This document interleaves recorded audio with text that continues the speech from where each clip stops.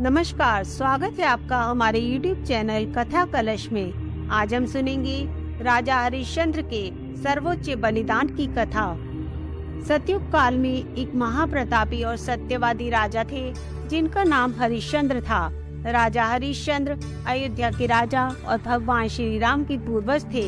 वे अपनी सत्यवादिता और कर्तव्य निष्ठा के लिए तीनों लोकों में प्रसिद्ध थे। इसी सत्य के प्रभाव के कारण उनका रथ पृथ्वी से उठकर चलता था। एक बार महर्षि विश्वामित्र ने राजा हरिश्चंद्र की सत्यवादिता और कर्तव्य निष्ठा की परीक्षा लेनी चाहिए। इसके लिए उन्होंने राजा हरिश्चंद्र के सपने में आकर उनका सारा राजपाट मांग लिया।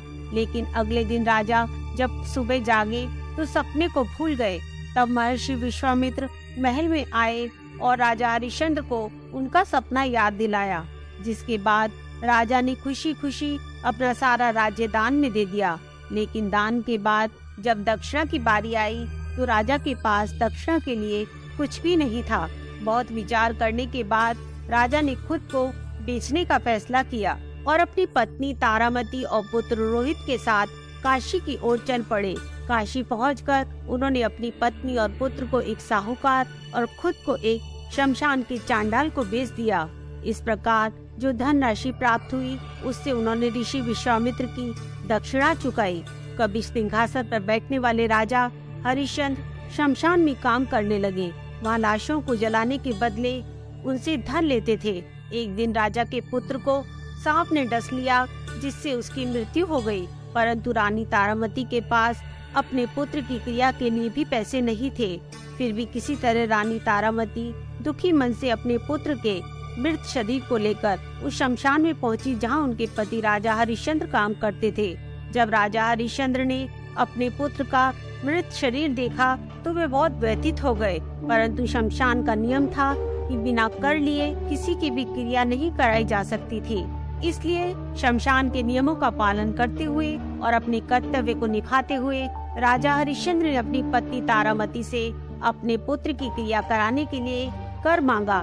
यह सुनकर रानी तारामती रोने लगी और बोली कि उनके पास कर देने के लिए कुछ भी नहीं है। इस पर राजा ने कहा कि बिना कर लिए हम क्रिया नहीं कर सकते। अंततः राजा ने कहा कि अगर तुम्हारे पास देने के लिए धन नहीं है तो अपनी साड़ी का कुछ भाग फाड़ कर दे दो, मैं उसे ही कर के रूप में स्वीकार कर लूंगा।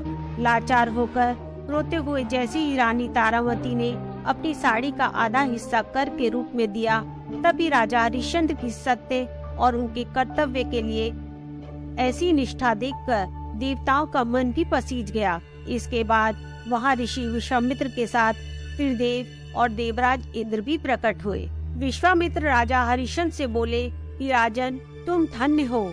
यह सब तुम्हारी परीक्षा थी जिसमें तुमने यह सिद्ध कर दिया कि तुम श्रेष्ठ दानवीर, सत्यवादी और धार्मिक हो। इसके बाद भगवान शंकर ने उनके पुत्र रोहित को जीवित कर दिया और महर्षि विश्वामित्र ने उनका सारा राजपाट लौटा दिया और बोले कि संसार में जब भी धर्म, दान और सत्य की बात की जाएगी तब राजा हरिश्चंद्र का नाम आदर सम्मान के साथ लिया जाएगा।